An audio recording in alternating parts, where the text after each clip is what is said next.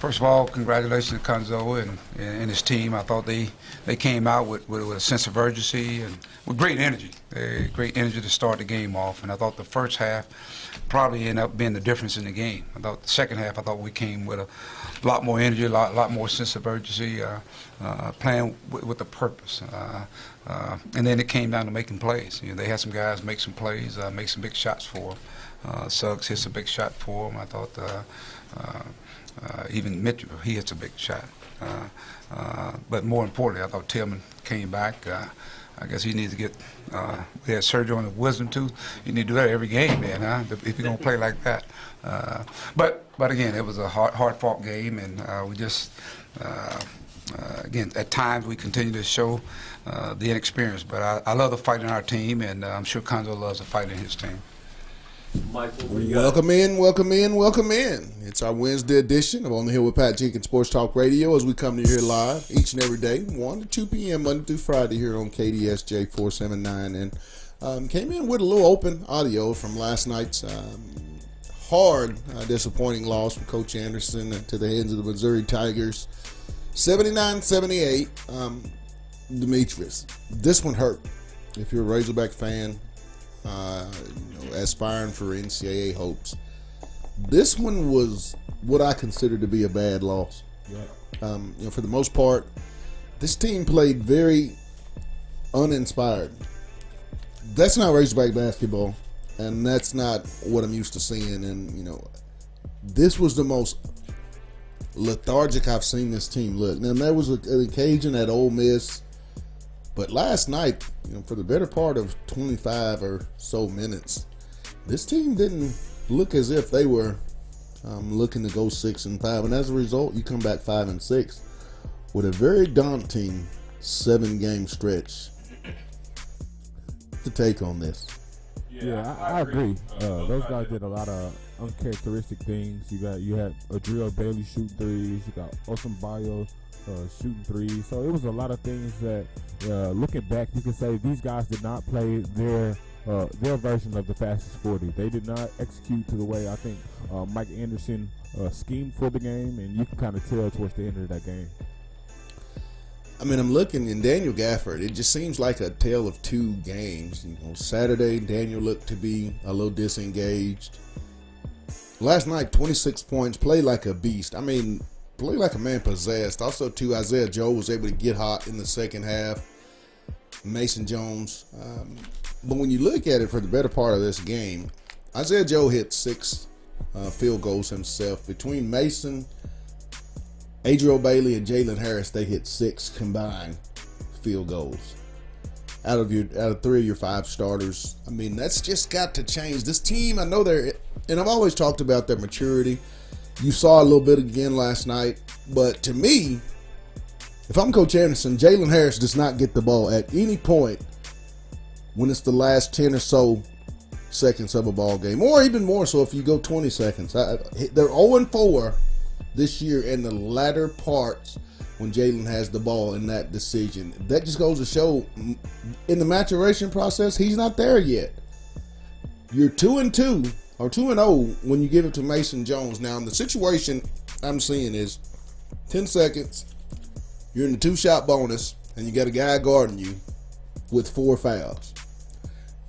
Drive the corner and see if you can draw a foul or take it to the hole. That's and again, where it's 6'5" Mason Jones versus 6'2" Jalen Harris. You got to go with the more physical guy, the more guy that's proven that he can get it done. And I really question that call as to why J5 got that ball. It's not working. No, I'm not questioning the whole season. I think they've done a masterful job about as well as you possibly could with such a young team. But there's certain circumstances you got to look at. The law of averages says give the ball to Mason Jones and let him do what he does. And most of the time that's proven. You've had great success. What is it going to take for them to turn that corner? You go on a 4-game winning streak. Now you've lost back-to-back games by teams that were 11-11 when they came in to play you on that given night. Where are we at with this program? I'm of the belief as Houston continues to win, there's going to be more and more pressure in Bud Walton. What do you think? I think these guys really have to figure out who's going to be the floor general. I think they're missing that. I know it's usually the point guard. That's the guy who distributes the basketball, but they have to find a guy that when he says goes on that court. You know, I was expecting Daniel Gafford to really be that vocal guy that when things kind of get lost in the shuffle, he's the one that kind of grabs everybody, even if you got grabbed by the head, grabbed by the neck, come in and kind of regroup the group and get everybody back focused. But I think that's really the main key that we're really missing is that leadership when times get hard and we can't get that basket. You know, Gafford ended up scoring the first 8 points of that ball game. And I think that was really critical. And I think once guys kind of get out of that groove, they really don't know what to do. And I think that's really where the inexperience shows. When guys can't get a bucket, what do we do? They kind of play like a chicken with his head cut off, and they kind of look, like you said, lethargic and lost. And I think that's what scares people going into next year. I mean, you lose Gafford, and you're gonna lose a lot. You're probably losing 70% of your offense. So to me, that's why I think a lot of the fans are kind of upset right now. We really don't have an identity. We really don't have that leadership, and we really don't have that scoring capability. Well, this team has lost, I think, now going on. They've got 10 losses. We're talking about 7 of those losses being 6 or less points. Those are hard losses to take when it's coming down to, like you said, late game adjustments, and things are just not being performed and executed to the degree that they should. Now, part of that, you know, you always want to lay at the coach's feet, but at the same time, players have to be held accountable on the execution part. And I think there's sometimes with the maturation and youth of this basketball team is that bad stuff happens, and it just continues to compound. Last night was probably defensively one of the poorest exhibitions of defense I've seen them play in the first half this season. I mean, it was either a layup or an uncontested three-pointer, and I feel like this team shows the youth, and the fact is when things don't go right offensively, there's no energy defensively. And that's where, you know, when you go back to August, Coach Anderson, you know, speak of that learning curve. But I mean, last night you give the ball to Mason Jones and you see what happens. And I know Mason was coming off at that moment 3 and 10 on the ball game, but you go to him, you work a high low with he and Dan, in my opinion, and you put the official in a position, Demetrius, to make a call and decide either no foul or a foul. But the way it went out last night without getting a shot off, and when you did, the shot that you got, not going to get it. Not going to get it at all. We have to come up with more execution in crucial moments and understand by law of percentages who's the guy you go to, and it's clearly Mason Jones, clearly. And you know, that's one thing I never liked about Mike Anderson. It seems like that last, let's just say 3 minutes. You know, most teams can call a timeout and draw up a play and know what we can and cannot do, but I still hate the fact that we play that street ball mentality of let's give the ball to our best scorer and hope he can score the basketball. I really don't like that. I think this day and age, you have to have the type of offense that you can call a timeout and have set plays, whether it's running off the screen and shooting a three or sometimes a pick and roll, but you have to have a type of offense that you can call and say, hey, this is what I'm going to do in this given situation, and let's execute. We need a bucket. And that's what I think, again, Mike Anderson needs to add to that arsenal.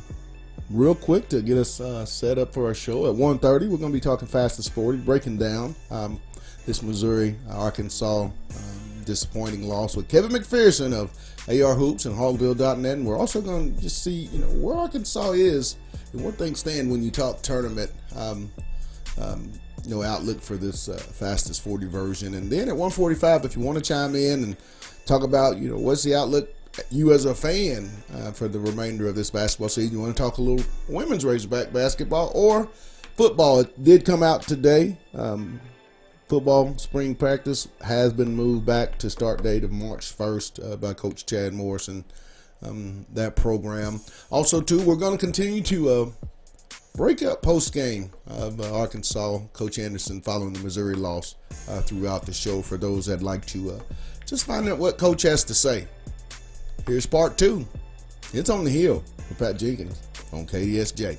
479. But again, it was a hard-fought game, and we just again at times we continue to show the inexperience. But I love the fight in our team, and I'm sure Conzo loves the fight in his team.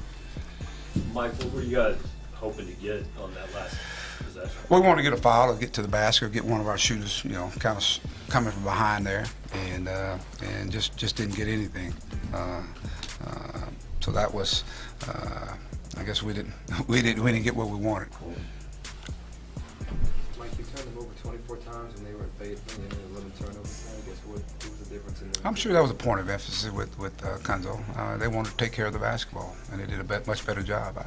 We started off, we tried to get at them, but I didn't think we had the energy to do it. And you gotta have energy to do that. Gafford went out of the game in the first half, but he was taking his licks all night. Is that common for him, that level of contact, or was it Say it again now. Daniel Gafford licks he was taking tonight? Is that the kind of contact he plays? Oh, he's been good hit every. I mean, he's getting 2 and 3 people around him. So, and but he sucked it up.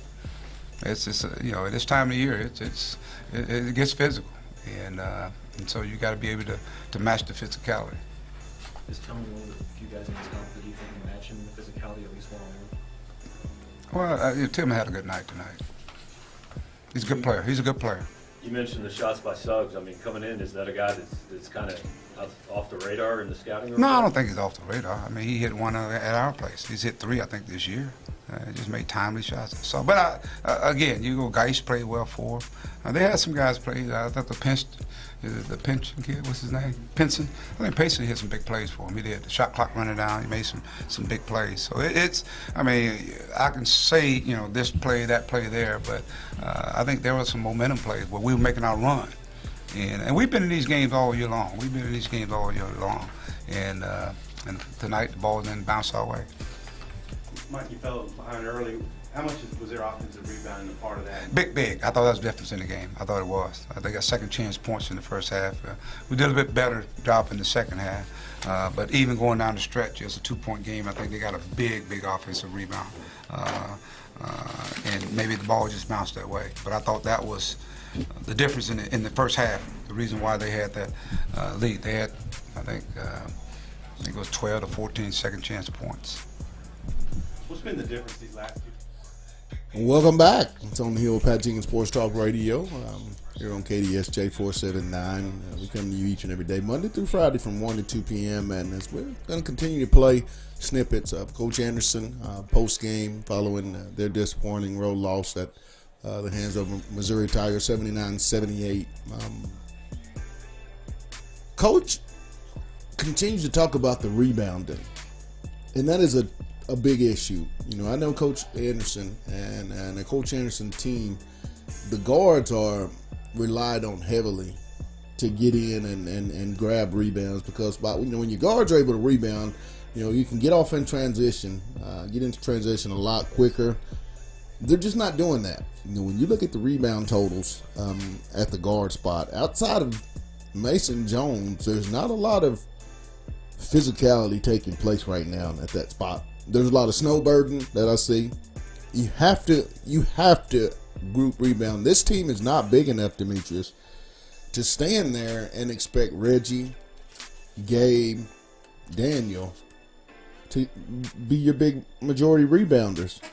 That's not gonna happen. This team, when you have guys, I think there's 3 guys on the team playing right now that are over 6'8", and with that being Daniel, Gabe, and Reggie Chaney. So there's 3 6'8" guys. The guards got to get in there and get some of these rebounds. I mean, until that happens, the second chance points, Demetrius, are going to kill this basketball team time after time after time.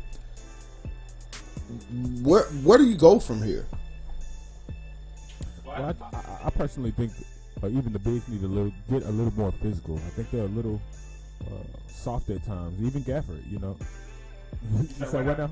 They're a little thin in the britches. Definitely can say some of them are a little light in the draws, but I think that's where the boys come in. Guys just have to get physical, put a hand check on somebody. I think that's really where I can say they're missing in their rebounding. I went blank. Who did we have earlier on a couple of weeks ago. Nope, it was the Sidney Moncrief. I don't know how I could forget the GOAT. But Sidney Moncrief even pointed that out about Gafford. That Gafford, he's definitely going to have to get in that weight room and get a lot more physical, making that transition into the NBA. And I think, man, like I said, if he can do a little bit more rebounding, just being physical in the blocks, I think you'll see a better Arkansas team. I still feel like, going forward, this team is going to be a very formidable team in the SEC and, in the nation over the course of their career. But it's just those times. I mean, make no mistake about it. I'm not on here acting like, all is lost. This team plays at moments during a game like they're going to play, their sophomore, their junior, their senior year. But there are times where they revert back to that immaturity, and you saw that. You saw that throughout the first half, but you also saw that portion of the game where they made that run and could understand. You could see the potential, but, it's coming down to when they have to make stops and they have to execute, in crucial moments. You go back to South Carolina, you can go back to Florida, you can go back to LSU, you can go back to Texas, you can go back to Western Kentucky, you can go back to Georgia Tech. Crucial turnovers and bad decisions, shot selection, I should say, is this team's biggest issue. When you got to make a stop and you got to get a rebound, last night, case in point, 30 hard seconds, Ole Miss gets a shot, but they get their own rebound. And it's those type of things, because now you got to regroup and go for another 35 seconds. That enabling you to get off in transition, you're down. So, the possessions start to be, few and far between. And I think this team presses a lot when they get in these types of moments. And it's just knowing and understanding your personnel and getting it to the go-to guys in the crunch time. And it seems to be, in my opinion, Mason Jones is a clutch player. I mean, this guy can have a bad shooting night and still make that one play that can win you a ball game. And I thought, just my opinion, he should have been the guy with the ball. I really don't have a preference of who gets the ball.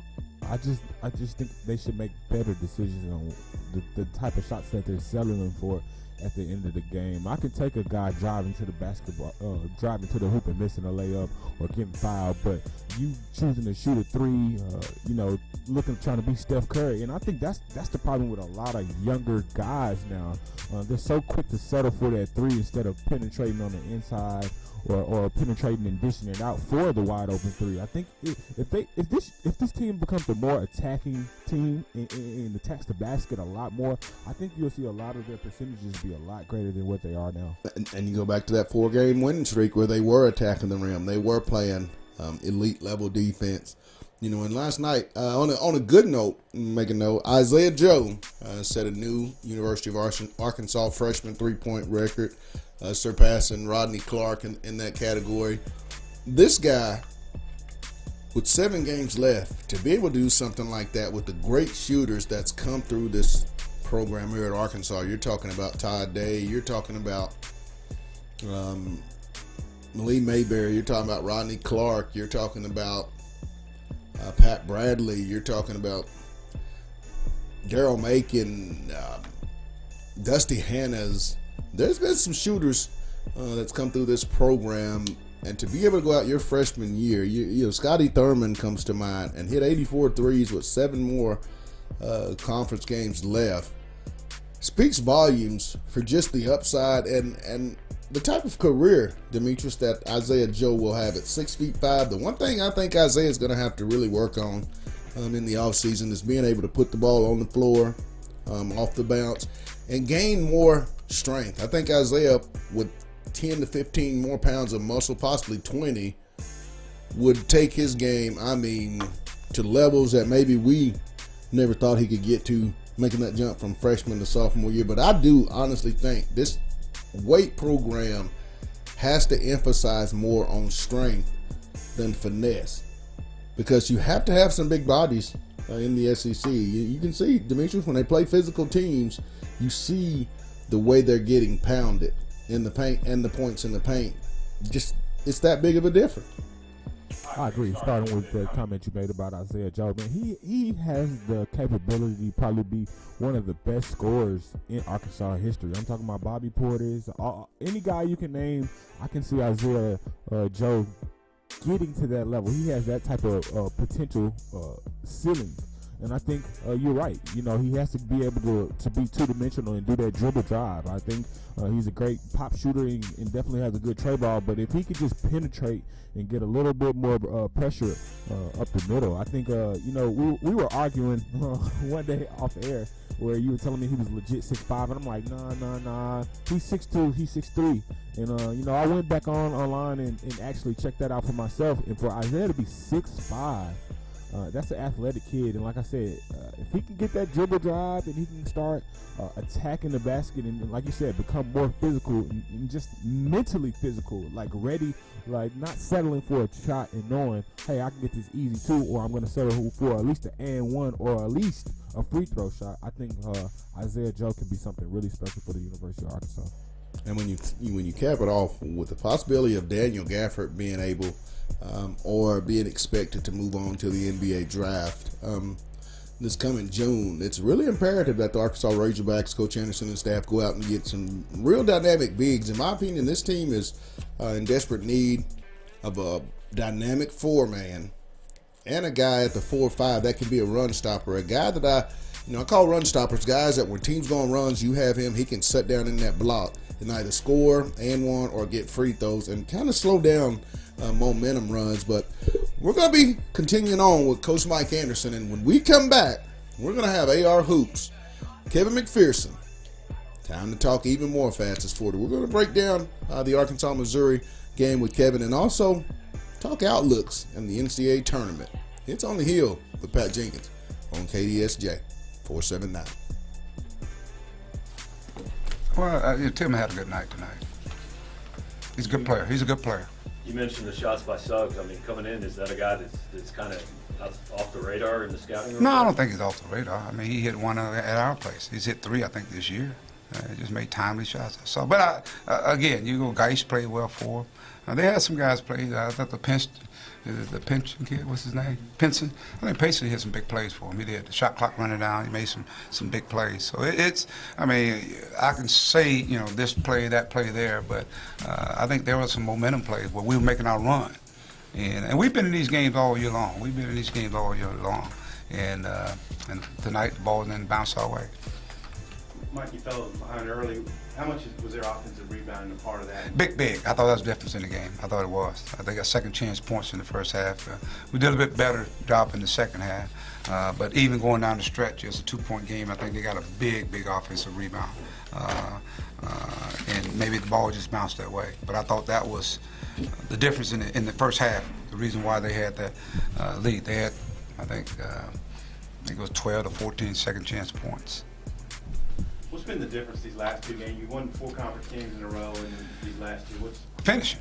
I mean, you saw it finishing. I mean, you look at the South Carolina game. I thought that was probably some of the best 25 to 27 minutes we played, and it's a 2-point game it's a tie game with less than 3 minutes to go, and we didn't finish. And so then you look here tonight, we're mounting a comeback, and the key is you got to be able to make plays, and we did. Coach,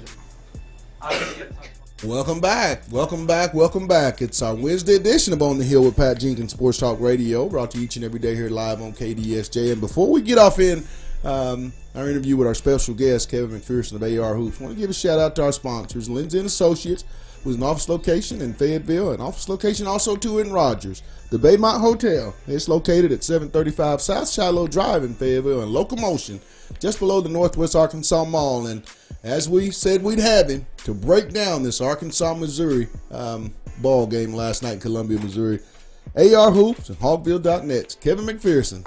Kev, welcome back to OTH, my man. Hey, Pat. Good to be with you as always, my friend.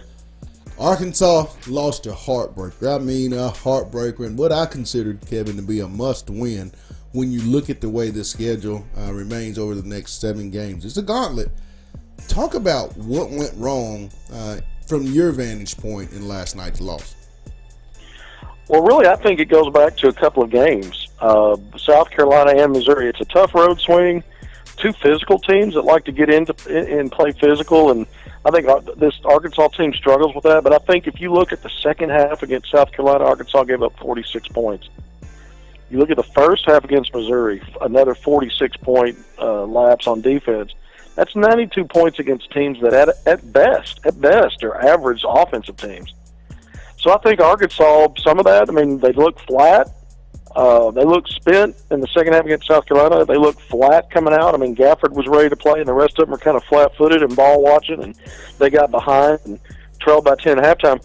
I got to tell you, Pat, when you're coming down the stretch of the season, Mike Harrison teams typically get better. And right now, just based on these two games, I don't know if they've hit a wall. I don't know, where they're at. I mean, obviously they've got 7 more. They can turn things around, but it gets tougher now. You just said it's going to be a gauntlet. 5 of the last 7 games are against what used to be RPI. Now it's NCAA net ratings. They're all top 50. Some of them top 20. A couple of them, on the road, Auburn and Kentucky, where, if Arkansas can't go on the road and do better against Missouri and South Carolina, you got to think those are probably going to be losses, those 2 games. So I'm talking around it a little bit. I'm not seeing a lot of answers right now, Pat. Arkansas had a chance to win that game last night. Yeah, it's heart-wrenching, but they didn't do enough early in that game to be able to point to anybody but themselves here on not crossing that finish line with a W. When I look at this team, the thing that glares out most to me is the lack of having that dominant leader. A guy that when things are going bad, when you're out of South Carolina, when you're at Missouri, and runs are being made, you don't have that guy in that jersey that just says, hey, give me the ball and let's go. And this is what we're going to do. Daniel Gafford, with his potential of being an NBA guy for all, in reality, he's still learning, the game of basketball and that leadership role because he hadn't played that much. We're going back to maybe 9th or 10th grade when Daniel started playing. Mm-hmm. Who, when you look at this team, has the ability, if any, to be that vocal leader? I thought Desi Sills would have it, but, to me, he's still right in that tweener stage. What can be made of a leader? Who do you think this team can go to, or is it just going to be by committee this year?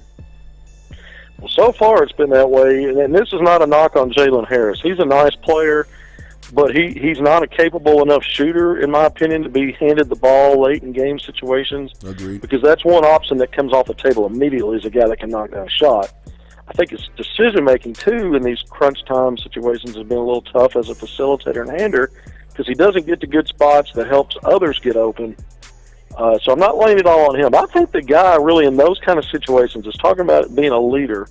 I think there's some alpha in what Mason Jones brings to the table. That guy can go in and get you a tough rebound. He'll pass the ball second on the team in assists. We know he can score. He's a guy that's probably from that backcourt the best finisher after he slices to the basket. I think that's the guy you ride in those late situations, and he can be that guy to help you get to the finish line. He sure did it at LSU. J5 was fouled out at the end of that game. He hit the game winner by driving a guy and getting to the basket. And he was part of that win over Vandy. Arkansas moved the ball well on that final possession. It's Keyshawn Embry-Simpson ended up making the shot, but Mason Jones, Isaiah Joe, Gafford touched the ball twice on that possession. I don't think you can finish games with your top 3 players not getting the ball. Right. And the one guy to me that can lead you maybe in those situations the best is getting it to Mason Jones first and seeing if he can create from there.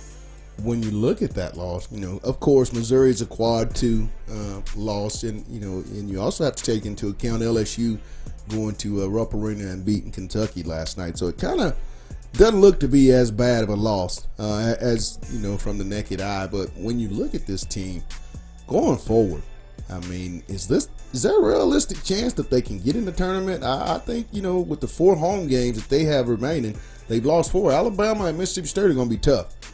Point blank period, and Ole Miss even on one of their down years. What's the forecast if you had to say right now today, Kevin? What would you say, Arkansas, NIT or NCAA?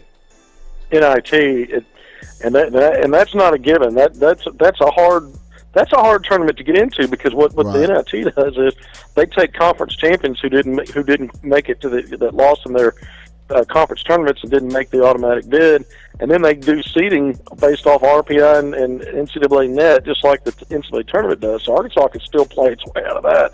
But I'd say right now they're lined up pretty good for the NIT. They're going to have to finish strong, Pat.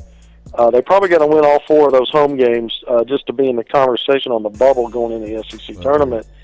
And some of those games look tough from this vantage point. I think Mississippi State this Saturday is going to be a real tough hurdle for Arkansas, and they could be looking at 3 losses in a row here. When you look at it, another big team coming in with size, which when you look at Arkansas, that's their lack of. When you go on to recruiting, Kevin, how important is it? Now, we anticipate Daniel to be moving on. Your 6'11" guy.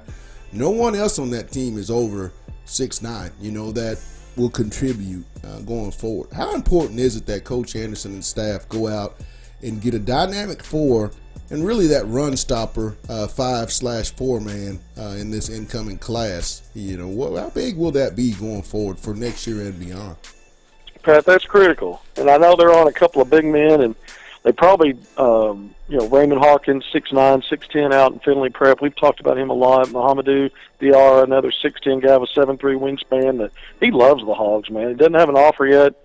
The Arkansas coaches went and saw him recently. Went and saw him play on Sunday, actually. But Arkansas's got to get at least one of those guys, if not one of those 2, if a new name pops up. But both of those guys, I think, check boxes, and maybe try to get both of them. Because you're right, Arkansas's he's very thin on that front line. Once Gafford moves on, you've lost not only a dynamic player, you really lost all of the height, length, and production there. So one guy's not going to fill his shoes. So I think if Arkansas could get both Hawkins and Diarra, that'd be a best case in my opinion. Last question.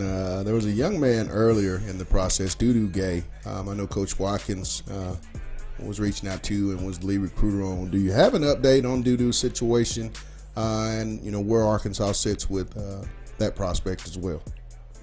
I really don't. I know Arkansas has kept tabs on him. They've been out to see him a few times, but it's been real quiet on that end. And through his coach over there, Brock Morris, at Daytona College in Florida, Daytona State College at JUCO, and so it's been kind of quiet. I'm not so sure that he's still in the picture. I know Javon Franklin is from Little Rock Parkview that sat out this year at Holmes Community College with a broken leg. He'll have 3 years to play. He's going to take an official visit to Arkansas the weekend of March 8th to the 10th. 6'7" combo forward. Well, as always, man, love having you on. And we'll catch up next week and recap Mississippi State and more recruiting, fastest 40 style. But as always, Kevin, thanks for taking time out here on OTH, my man. Pat, always a pleasure to be with you, my friend. All right. That was Kevin McPherson of AR Hoops and Hogville.net. Covers all of Razorback recruiting and the fastest 40 program for Hogville.net. Does a great job. Demetrius, he just said it. He's thinking NIT. When you look at that schedule, it's going to be pretty daunting. When you talk about 5 of the next 7 teams, top 50, as far as RPI and things of that nature, this is what you call the gauntlet in the SEC. And, Coach Anderson has never had a losing season as a head coach. Could that be something that could be a real possibility going forward the remainder of the year? Yeah, I hate to say it. It definitely looks to be a possibility. A lot of people know Mike Anderson hasn't had a less than 500 record here at Arkansas or his coaching tenure in collegiate basketball. 7 of his 8 years as a coach, Arkansas has had double-digit losses. Wow. So, about you lose games of that nature. Now, I'm a proponent. I'm a big fan of Coach Anderson and that staff. I feel like they are, if given more time, going to put a very, very winning product. They got the pieces. These kids are young. They have the pieces. You just are in certain areas where you have to have an elite talent, and I think at the 4 spot, that's the one position that Arkansas has to figure out. And it's been that way, Demetrius, here over the last 3 or 4 years. Ever since Bobby Portis stepped away, Arkansas hadn't found that dynamic individual, but they got to have a dynamic 4, somebody that can stretch and space that floor out to where when you do have a big, he doesn't get double and triple team, don't you think? Yeah, Yeah, and I want to add on to that. I don't think we just need a 4. I think we need a true 5. I mean, when you look at Stafford leaving next year, we don't have a center on the roster. So, you know, that brings question marks and makes you raise an eyebrow. What's really going on with recruiting? I know basketball is a little bit more difficult than football when it comes to giving out scholarships and recruiting guys.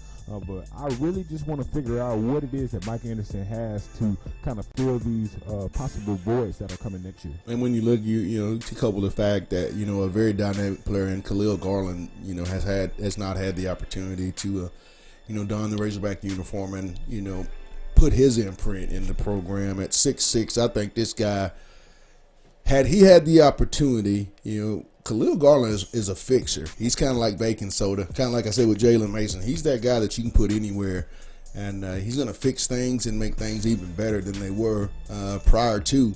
But you also look at 6'6", Khalil. You look at 6'8", Jordan Phillips leaving. You look at 6'9", by some accounts, Ethan Henderson, and a 6'11", Ibi Ali. You have 4 guys that are not contributing to the basketball team.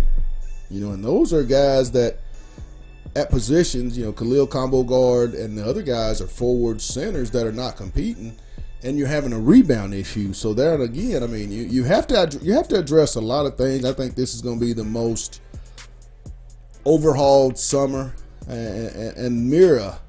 You know, I guess inventory, I should say, Demetrius. That's a good word. I think Coach Anderson's had to do some serious inventory. And maybe to a certain degree change the direction of recruiting. I want a staff, and I want to see a staff, and I think they have some young guys on that staff that are recruiting to win a national championship. If you don't have all hands on deck and everybody's not recruiting the same aggressive way, then you're going to have a downfall. I mean, I'll reiterate, I think they have the parts. This is a good team, and all these kids come from great basketball programs. They're used to winning.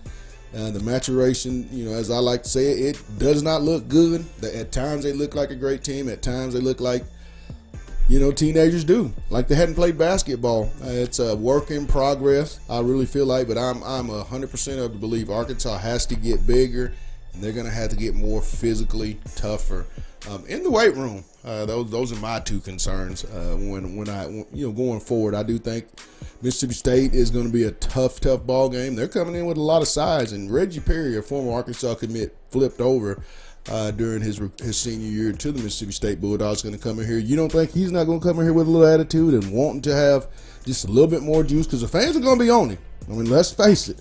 When number 1 comes on that court, these Razorback fans are very knowledgeable, and they understand that at once he was a hog and flipped. That's going to be a very hostile environment, you know, but it's a must win. I mean, we are in must. If I'm Coach Anderson, I'm going in here. This is what I'm going to do, D. I'm going in the locker room, and I'm going to write for the next 7 games, plus we know we got 1 tournament game.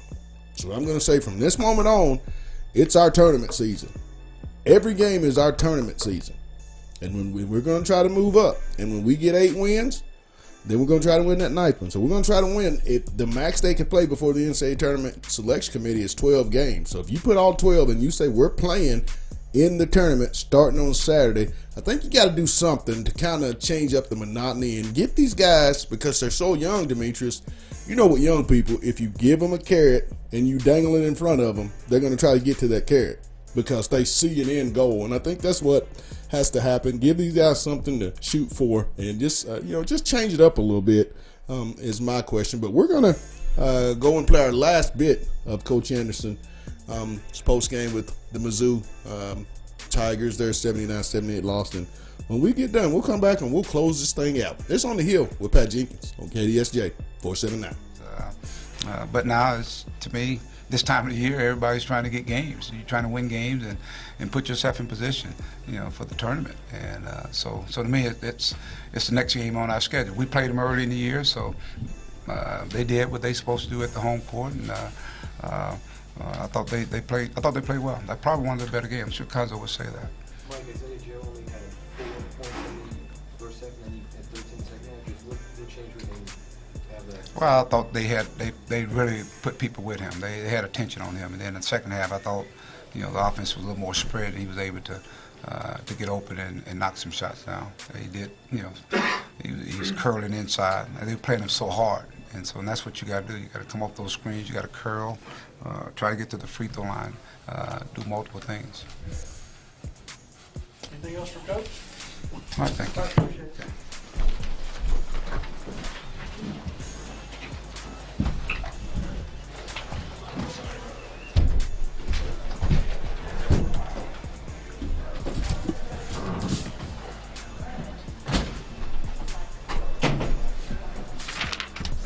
Welcome back, welcome back, welcome back. It's our Wednesday edition of On the Hill with Pat Jenkins Sports Talk Radio. It's our February 13th edition of On the Hill. It's the 13th? Nah, my brother. Yeah, it's 13th tomorrow, Valentine's. What you got going on, man? You got to get out there today and get you something. You got a special somebody at the house that you ain't got nothing tomorrow. Listeners, you heard me say this. I might have a new producer on Friday. That shit's keeping it real. Don't you think? I gotta watch what I say. I can't. I might say something I don't need to say, so I'm gonna just be quiet over here. No comment, no comment, no comment. But that's going to wrap it up for today's show. We enjoyed coming to you live as we do each and every day, Monday through Friday from 1 to 2 p.m. here on KDSJ 479. And real quick, I want to give a shout out and a thank you to some very special sponsors. Lindsay & Associates with an office location in Fayetteville.